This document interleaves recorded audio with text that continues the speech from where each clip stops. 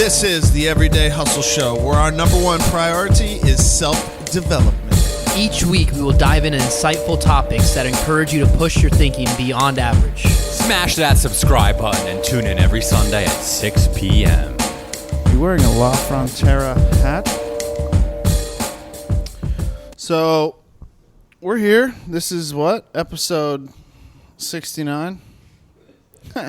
JK. 84. Can you guys freaking believe it? We are currently sitting in my living room at the Crane residence.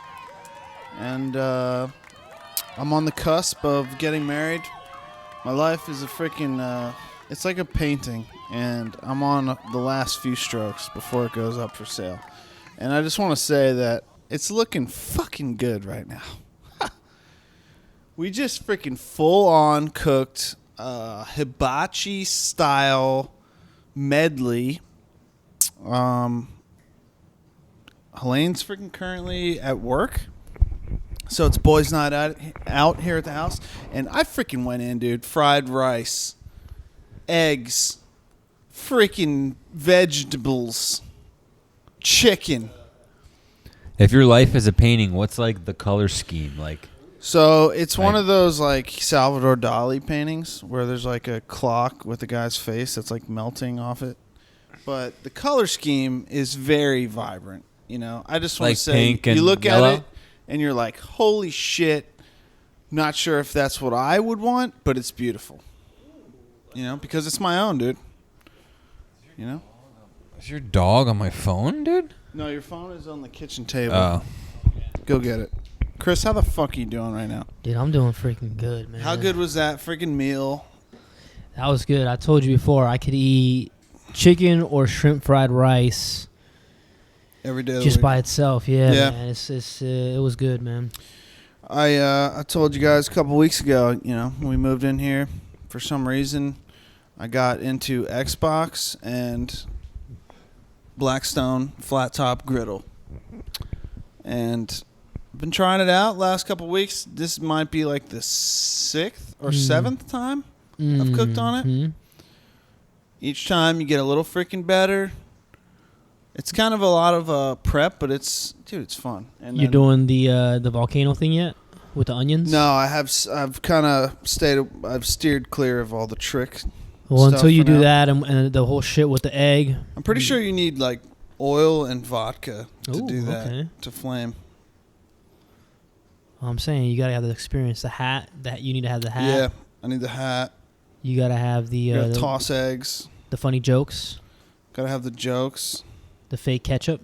I do love the whole hibachi vibe when you go in. Telling you, bro. It's just so good. You gotta have random people sitting. That's what made me want to get one of these. Yeah. Because like our grill was shot, and I was like, I gotta get a new grill, but for the same price, you can get one of these, and it's different, obviously, but it's so good, dude. We had Helena's some of her family over, mom, aunt, cousin on Sunday, and it was like 8 people or something. Oh, I cooked for shit. 8 people on that thing. Wow, dude. I cooked like 2 massive bowls full of vegetables. Oh, I seen ton that. of chicken. Yeah, We Helena went- posted it. Like the whole thing was filled with vegetables, but I seen that it came shit. out good. We didn't do rice though. Rice is, to me, That's fried you gotta rice is the Dude, best. you gotta have the rice, bro. Ivy, quit licking your freaking self. Yo, Drew, how you feeling tonight? Just blessed, my brother. You feeling good? Yeah, that was like the first real meal that I had today, and it's like 9 o'clock at night, so now I'm feeling a little sleepy. Ready to snooze out? Yeah, just trying to get on this cleanse, doing another cleanse. Oh shit. Yeah, I'm just kind of like being flexible with it and having fun, you know, like just drinking juice all day, and then if I want to eat a meal at night, I'll eat a meal at night. But it's just cool to be able to drink juice all day and to like not even have food and to be completely okay and actually feel more energized than usual. So. Well, yeah, it's better than eating junk, or at least that's my problem. Yeah. Because I feel fucking sluggish. But that's why, like, for lunch, I'll I'll bring a sandwich or something light every day.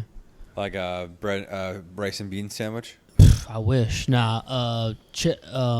Turkey meat, lunch meat, 2 pieces of that, and cheese and mayo. Damn, you used Simple, to be vegan, bro.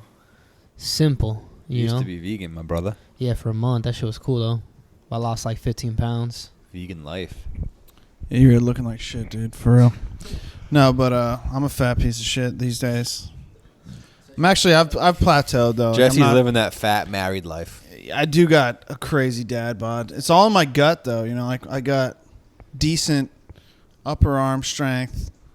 Feeling okay. You hear this guy, Christian? I mean, I'm not bench pressing 2.7, but who's bench pressing 2.7? Nobody. 270, I meant. Oh. That's a lot. I mean, I ain't doing that shit, but I can hold on to a jet ski. But I'm a fat piece of shit. Did you ride this weekend? I have not. No, because it was actually supposed to be waves from that storm, tropical storm last weekend. And we woke up Saturday and it was just flat and everybody kind of bailed. Yeah, it's not worth it. I had stuff to do here. I had to mow the It's not grass worth it and if there shit. isn't epic surf out there. It's tough now because being in the house, we obviously, like, you guys, probably since the last time you're here, it kind of looks like more of a house, but there's still, like, tons of little shit. You know, when I do have time, it's like I got to freaking hang pictures. How sick are the lights behind the TV, though? There's going to be little stuff to do for the next few years, so get used to it. Yeah, I know. It's never ending. And then once we get completely done in here, there's a bunch of stuff outside I got to get done. This remote's a real piece of shit, though. Yeah. There we go. Oh, shit. My dude got a There we LED strip fucking behind go. his TV. That shit looks clean, though. It's pretty sweet, dude. It's like good for like sexual encounters and stuff. It really sets the mood, Yeah, I feel that. you know? Shout out to Helene. You get the My lemongrass. future wife. The lemongrass and coriander Isn't candle. it crazy? Like, I feel like when you get married and the woman has to like give up her last name and become Yeah, I wouldn't like that. Helena. Well, she Marie doesn't have Dewar. to.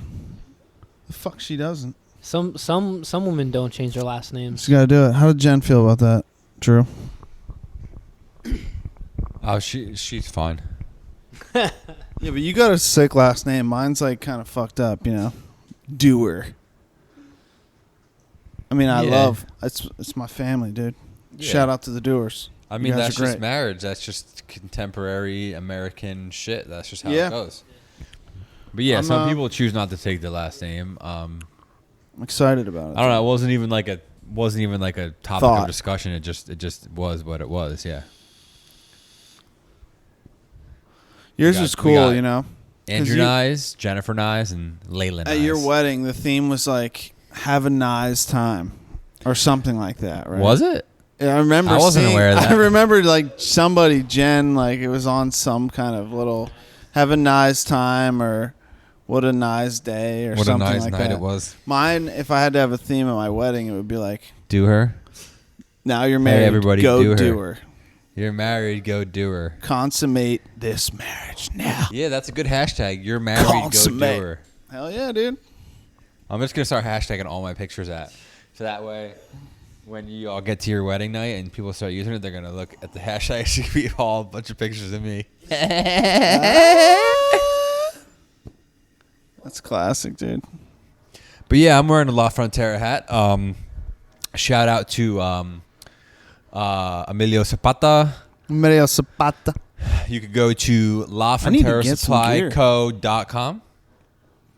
LaFronteraSupplyCo.com. Clothing with a meaning. All of their drops are based around Mexican figures and history. The way you just said Mexican sounded very fucking Mexican. discriminatory, though. Mexican. It's like those fucks. Mexican. Mexican. Mexican. So go support the brothers. Clothing with a meaning. Aren't the brothers the black La people? Frontera's mission is to set out and educate the people on Mexican heritage. So don't be ignorant. Ignorant. Get out there and learn. Ivy, what do you have to say about that? Ivy's so chill, though, these days, dude.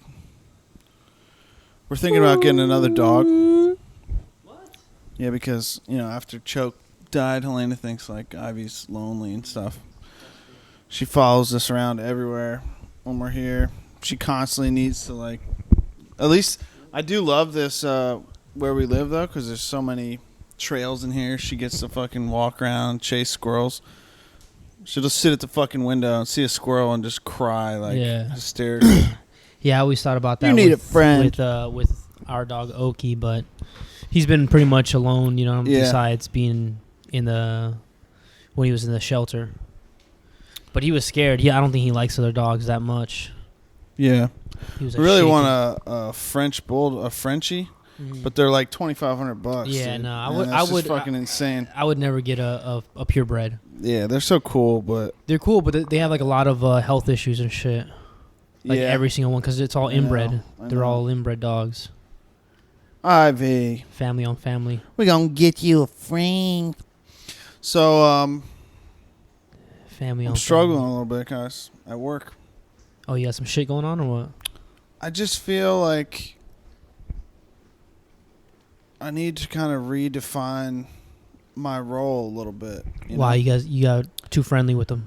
Well, because without getting into too much detail, I'm about to say they're listening, bro. It's specific, like my role in there originally was like very hands-on, but now like it's kind of at a point where my office kind of handles the shit they got to handle on their own, and things are like come to me when there's issues or there's something a problem that I'm like I get all the funnels. I funnel all the fucking issues and problems, but that's like basically all it is now. Yeah.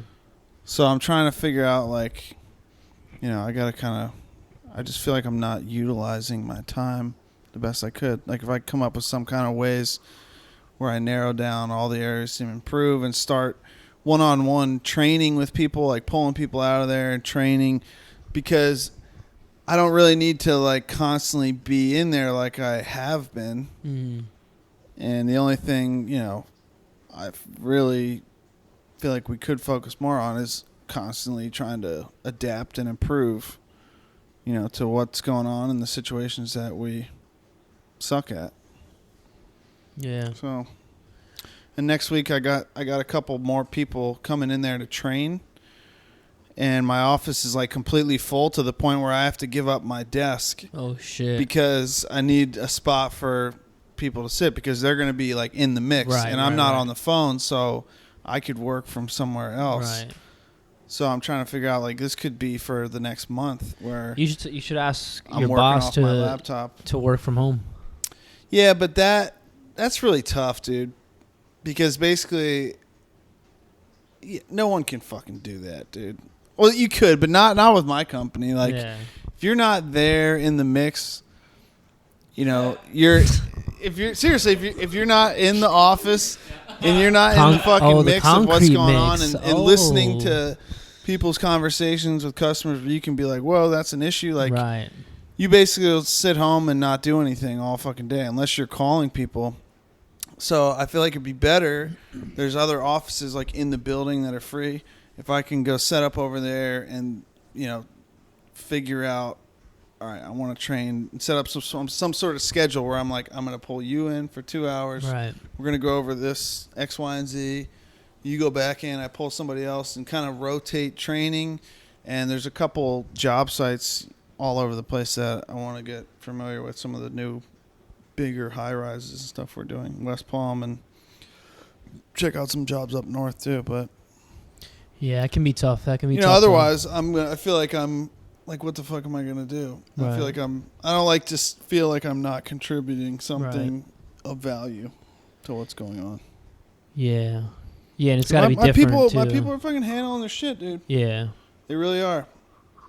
They don't really need me for that kind of stuff, I feel like. which is good. Yeah. But you got to figure out. But how it's to like stay some of the, I feel like we just need to narrow down. Yeah, because I'm sure it's not like that, but like Yeah. you don't. The last thing you want is like for someone higher up to come around and say, "Oh, Really, let's look." What the fuck is he really? What is his value? Right. But yeah, I'm sure you'll be able to figure out. Just like you said, it's not at that point. But I definitely feel like I better gotta now. Start doing something in the next couple of weeks to contribute. To get creative and figure it out. Yeah, I think that's important though. I mean, especially like our roles are different as far as what we do for work, but like for me it's fucking easy because it's like, at this point I'm still a helper, so I'm like, I know where I can bring the value. I know exactly how to do it. It's not rocket science. I just, show up and I help out and pretty much do what needs to be done to make it easier on my partner, whoever I'm working with. So it's easy for me in that term, but yeah, it's gotta be different. It's gotta be a different ball game where you're at. You're in a position where it's not so much defined, right? As far as like the role, like you're kind of a little bit more. No, and like I mean now it's even worse. Like in the beginning, not worse, but I'm saying like in the beginning, it was kind of defined. Like I'm in control of this office, and I need to make sure that things are being done in a specific way, and everybody's doing things the same way across the board. So like the training part, it doesn't matter if you talk to David or Sheila or Neil, like you get the same thing no matter who you talk to. Everybody does things the same way. So we kind of, centralize our process. But now we've kind of got that down, and I've got a good group of people in there who don't need me really looking over their shoulders all day. And that's where I'm like, now I'm starting to be like, I'm starting to feel like, because before it was like that was needed. I needed to be in there all the time and fucking be making sure things are getting done. And now it's like I fully trust them to do what they got to do. And I just kind of get the occasional like, oh, this is fucked up, or we sent them the wrong mix, or blah, blah, blah. You got to call the customer and work this out. I get calls from the salesmen all day, like, this is fucked up, and now I'm just like, all right, got to redefine my purpose a little bit. Well, that's what a manager does. Yeah.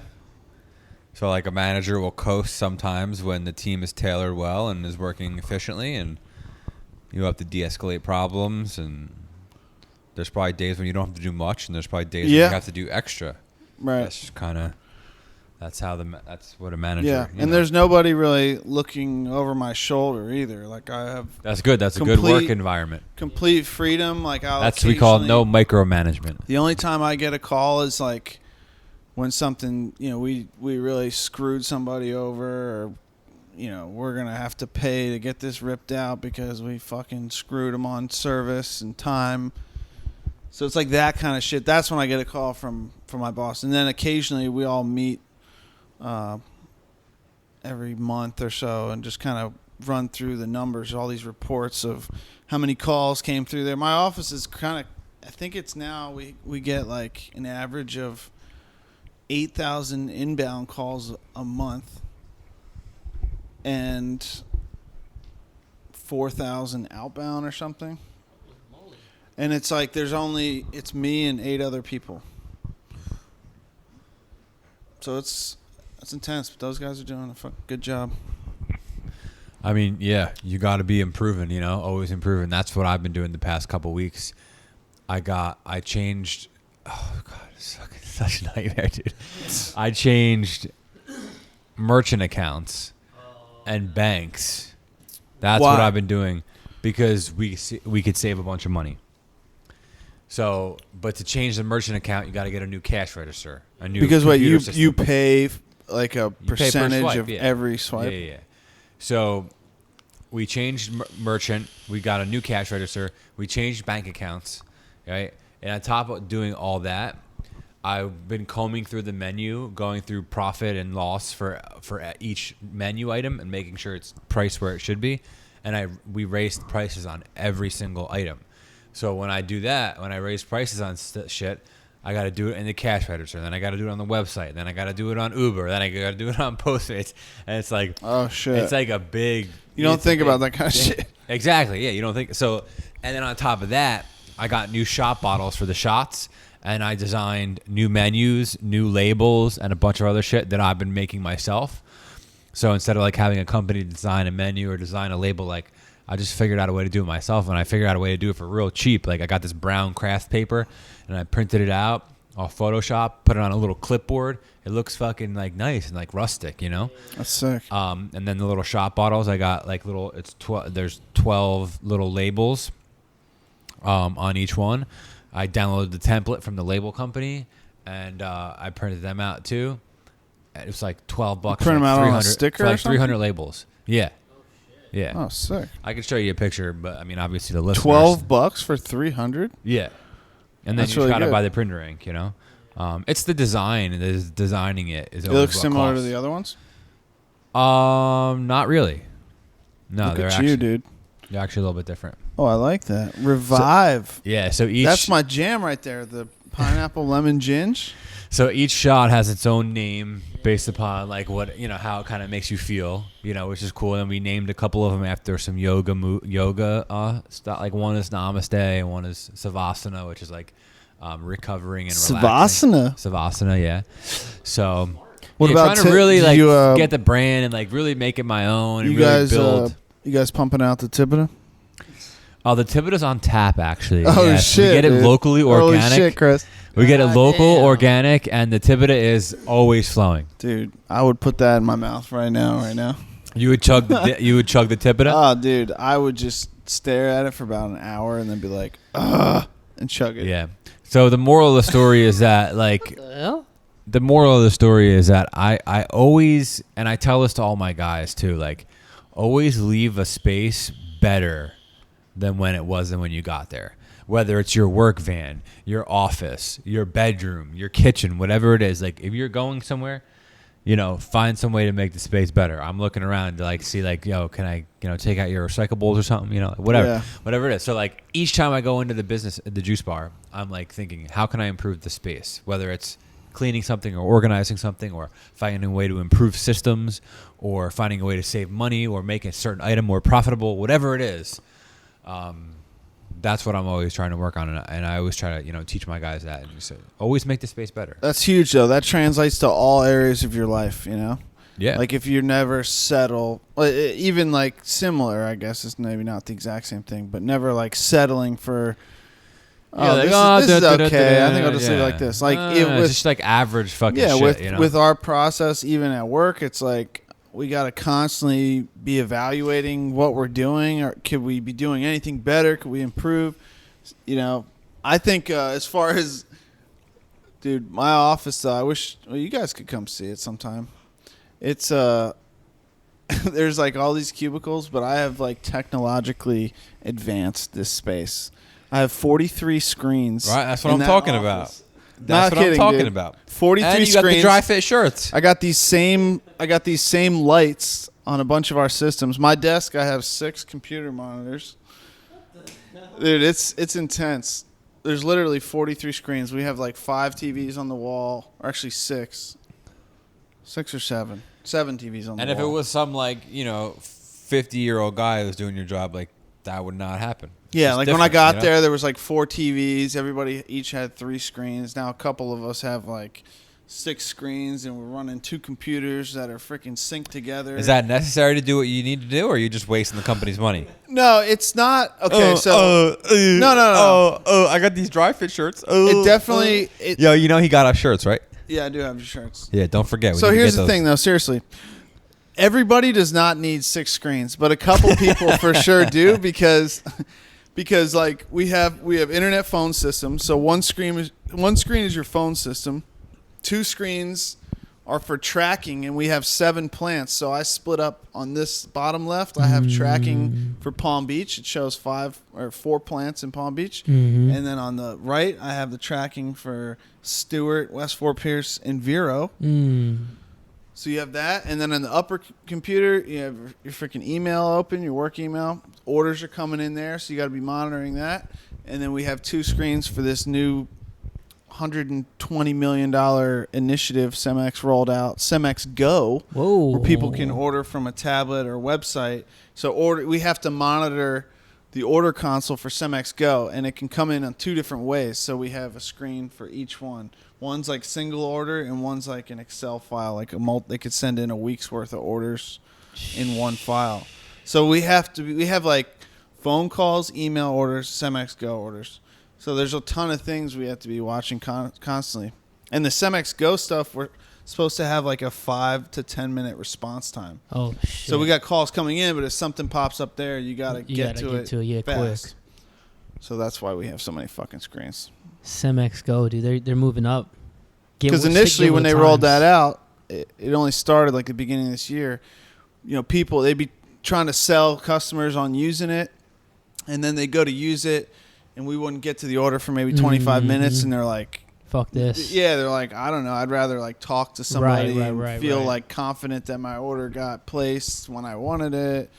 That's so true. We really have to, that's when we started adding shit, like we need to fucking be on top of this. Yeah, because I mean that makes sense though, because like I wouldn't want to like wait unless you get used to it and then you just place the order 10 minutes in advance or whatever. It's, you know, they're definitely working the bugs out with it, but it's definitely like the future of the industry, because it, in one app, the idea is kind of to become like the Amazon of concrete. Whoa. So, dude. you know, you can go on your phone or tablet, you can place orders, you can see all your current orders, and it'll show status, and it'll track the trucks and say one truck is on the job pouring, one truck is on the way, one truck is loading. It shows you the status of your orders and like real-time tracking of the trucks, actual location, GPS location, and you can see all your invoices.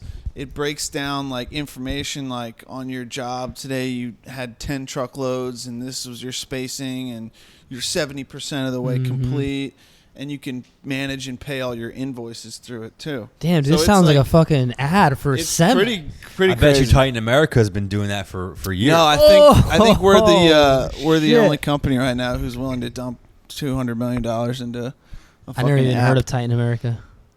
Titan America is like, that's the competitor, right? They call them Tarmac too. They're one of our major competitors, but they buy dude. They buy some of their raw materials from us.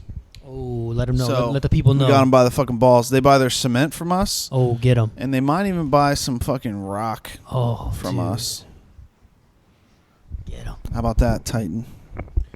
If I ever get fired from When's the Simex, last time y'all did something either physically or mentally when you were in a position that you were like, it was either like give up and fail or push forward and succeed or finish the task, and it was very, very uncomfortable when you were like at that cusp of should I give up or should I move forward? And I'll share my experience with you guys. You started off. Maybe something will spark, and it might not have been recent, but the reason why I'm asking is because you learn so much about yourself when you're in those types of situations. And I feel like it's so important to be put in uncomfortable situations for growth reasons, every once in a while. So I'll show you this picture here. Actually, I think I already showed. Jesse already saw. I'll show Christian. Oh, yeah. Yeah, so it's me on the side of the rock ledge, right, in Colorado. I went climbing with Andy, Jen's dad. And it's top roping. It's the most safest method of climbing, or the safest method of climbing. Do you know what that is? No. Okay, and I'm sure the listeners don't know either. So basically, someone had climbed this route before, and there's a little piece of hardware at the top. It basically has like a little bracket with a hole in it, and it's got 2 screws in it, so it's really secure. It's drilled into the side of the rock. You basically put a rope through there, and the middle of the rope hangs on the loop. It's a closed loop. So you have 2 ends that come down to the end of the route. You tie up to one, and then it's called a belay. Your belayer holds the other end, and as you climb up, they're pulling the rope and they're putting tension on it. And if you fall, they basically have a mechanism that can lock the rope, and you'll still fall off the mountain and fall back, but the rope will tighten up, and you still fall, but you don't fall to the ground and die. Right. As long as they tighten up the device. Right. They could not, and you might splatter on the ground. Damn.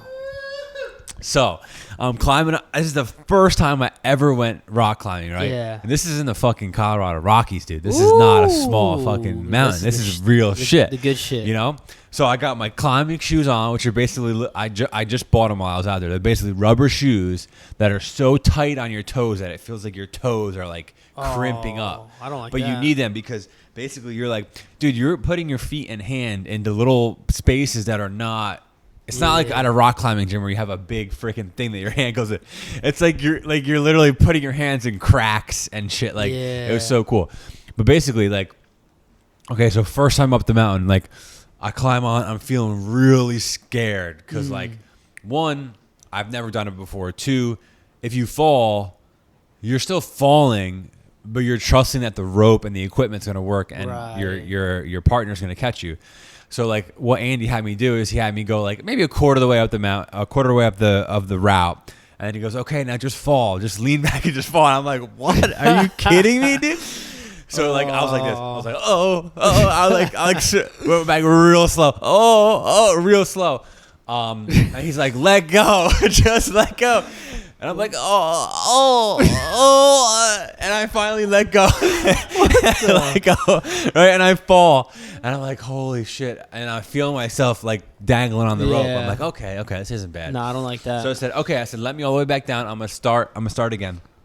Went to the bottom, made it all the way to the top. But I guess where you in the middle, there was a really challenging spot where basically I was climbing through like a corner. Like picture the corner of a house with just like a crack in it, and you're basically putting your foot in like this to the one crack and your hand like this, and you're like you're climbing up, and like I'm like at that point I was like, I can't fucking do this. I can't fucking do this.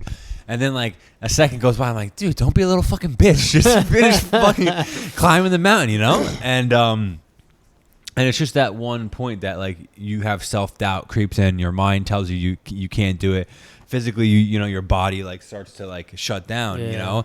And then you just kind of just like pause for a second and then like take a breath. And like even as I was hanging on the top of the mountain, in between these two little freaking cracks in my hand, I was barely holding on and my feet were slipping out. And I was like, I just like stopped, paused, like let my arms relax. I was like, I can do this, you know? And I got to the fucking top, you know? And it was like, I've never done that before. I've never climbed anything before, rock climbing. And it was a really cool experience, not only because we were outside, you know, we were in the you know, the great big mountains of Colorado. I was with Jen's dad, which was amazing. Not only that was amazing, but it was like, and like he was like, I knew you were gonna get to the top. Like you're not the type of person that would quit halfway through. Right. He's like, normally what people will do is they'll whine and they'll cry and say, I can't do it, let me down, like that. He said most of the time when I bring someone with me for the first time, that's what they do, you know. And he's like, I knew that you weren't, you know, that kind of guy. Do you think a little bit of it was like you're like, fuck, man, this is Jen's dad. I can't. I know you guys have already built a relationship. No, I don't think like that at all. Fucking prove yourself. Like, no, we're way beyond that. Piece of shit father. I fart in front of him in his house. Like we're just Jesse. Perfect timing. God, I woke dude. Ivy up, dude. I think you just ripped your shorts, dude. Ivy came freaking running. Hey, honey. How you doing? Yeah, no, I'm not trying to impress anyone. But yeah, he was like, I knew you weren't that kind of person. But yeah, I mean, I think that kind of perfectly correlates to like, you know, where I'm at in life with the business and all that stuff. It's like mentally, you know, that's a good example. Another example for me, mentally, your mind starts to tell you, you know, dude, you're not going to succeed. You can't do this. And then I'm just like, and then I put on some fucking Nipsey Hussle or some fucking Backtrack, and I just like, stop being a little bitch and just like keep cruising, you know? I think. So you all got anything? The only thing I can really think of, and I feel like this is the answer to most of the questions you asked me, but probably like, you know, the process of moving down here and sticking with it, you know, because there was probably 5 years before I moved down here. You know, I had like gone to rehab a bunch of times to try to change my lifestyle and fucking make a better life for myself. And I would always go through the fucking treatment real easy and then get out there and just kind of drift right back into the same shit. And even after I moved down here, I changed a lot, but I still kind of, I bounced around. I lived, when I moved in with like Marty and shit, like I was still, being dishonest and sneaking around. It wasn't to like the degree of what it was before as far as what I was doing, but it was still like the behaviors, the pattern, and the fucking I was thinking about shit. when you were like talking about your job and all that shit in the beginning of the episode, how you were talking about your job and how you need to maximize your time there and all this shit. I'm like, dude, this dude used to fucking stay awake all night, take dirt bikes apart, not be able to put them back together, spray paint fucking Pantera and everything. When I freaking met him when he was down here, he smelled like shit. He was fucking frail, nigga, never took a shower. He had big earrings in his shit, this weird goatee and shit. Now he all burly and stocky and like he got a beard and he took his gauges out and take showers. He smell right now. Brother just changed. 2 showers a day. No, but seriously, like I think But there's nothing else. Like, what about like any part like when when you started to jet ski or riding the stand ups or anything like that where you're like, oh my god, dude, grow up, guys. That was Jesse again for the second time. I mean, for sure. For everyone who knows me, they know that I've passed gas a lot, but those were both Jesse. Yeah, we just ate some fried rice. If I'll commit the crime, I'll admit it. You know what I'm saying? Yeah, that was me, dude. I'm not gonna lie. That was definitely me. I mean, obviously there's been a lot of things in the last couple of years that have been challenging. Like before I backflipped the jet ski, it was like there were so many times when I like went up to the lip of the wave and just like my mind told me that I couldn't do it. Well, okay, so I'll tell you. I remember riding in the surf, and I'm not doing anything crazy. I'm just kind of riding around slashing, but obviously I'm kind of fucking out of shape, or I'm in better shape than I was as far as riding jet ski. I'm still, I'm definitely not in shape, but I can hang on a jet ski now. But I remember, because I remember there was times when you would just go in like by yourself when there was a group of people. Well, yeah. So that's like an example right there. Like the big surf, there was a couple times. Yeah, you're telling yourself I can't do this. I remember that one day really freaked me out. Headed in. That one day really freaked me out. And I'm like, dude, the only way you're going to be able to continue to do this is to stay out with everyone else. And I know. Push through that period but of what happened, your body wanting to say, I'm done. Yeah. When you know that you have more in there you. There was a couple days where like I first got the exotic and we went out in the surf, and that one day it was pretty big. For me, at least, Yeah. I don't know what it was like, overhead waves. No, I remember it wasn't really big, but there was very minimal space in between the waves. Right, and it was like I'd get over one and I'd get hit by another. Yeah, but the thing was you were all the way on the outside, which is where the waves were the big. And I said, dude, you got to go in towards the shore where the waves aren't freaking. I know, dude, but as soon as we didn't even get around the pier, and I was like, that's a perfect example, though. I'm glad I pulled it out of you. My ass was fucking kicked, dude. And I was like, I couldn't fucking hang. And I remember falling off the jet ski and trying to get back up. Like I was so winded that I could barely get back up. And that's when I was like, dude, if I get caught here, I'm just going to get slammed against the fucking pier because I can't even fucking get back on the goddamn jet ski. And I was like starting to freak out. So and that kind of turned me off for a little bit. I was like, I'll just fucking ride the lake. I'm such a fat piece of shit. I'll never make it out there. Yeah. But there was that one day then that we went out in like January or something of this year where I really caught the bug for it and like kind of figured it out, like I got my sea legs a little bit and fucking, it was like perfect waves that day. That was the day we went there at sunrise and like Jeremiah Donjis came down. You remember that day? Perfect fucking waves that day. What are you doing right now?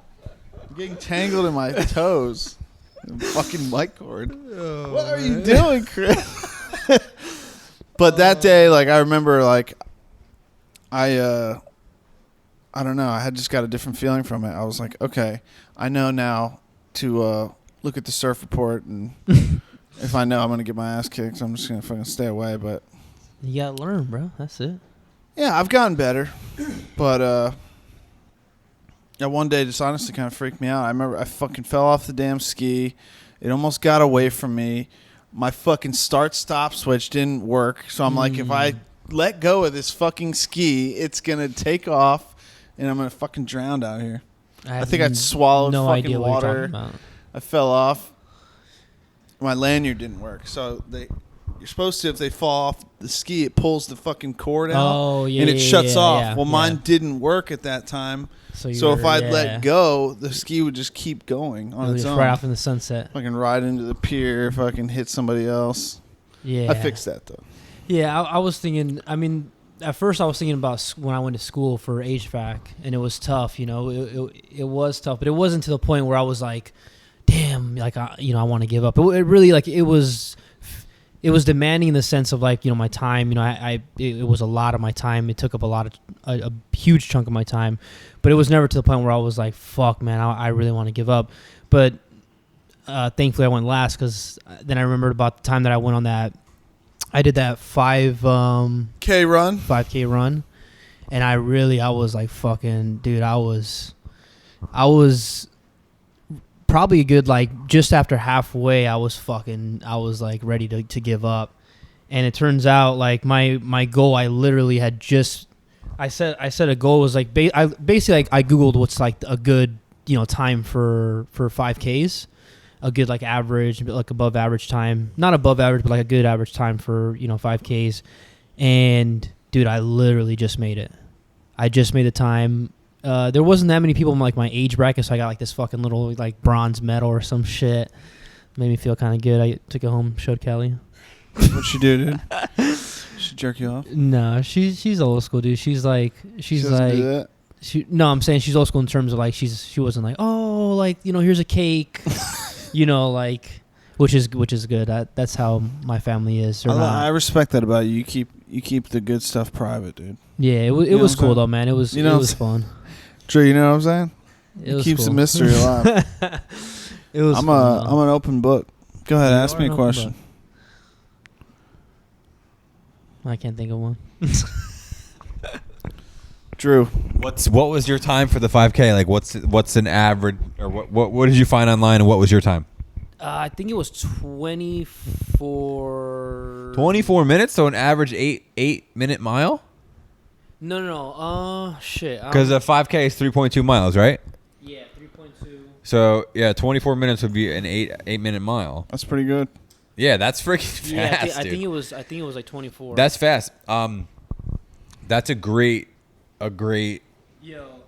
And I was fucking the only person. Well, there's like one other person, but I was fucking stretching. Like, I looked up on YouTube, literally, like, as I pulled into the parking lot, like, how to stretch for a 5K. I was not. Nobody else was stretching? No, not really. Like, people were like stretching, but I was like out there doing fucking like lunge. No, that's smart. What do you mean? Why are you embarrassed? That's smart. No, I wasn't embarrassed. I was just laughing because it's like, I don't think anyone else was like, dude, it's not that deep. Like, it's not, you know. It's like it was a good charity. It was a good cause and stuff. Yeah, but you're an alpha male and they're just sheeps. Dude, I just didn't want to fucking pull a hammy. You gotta stretch, dude. Stretching is clutch.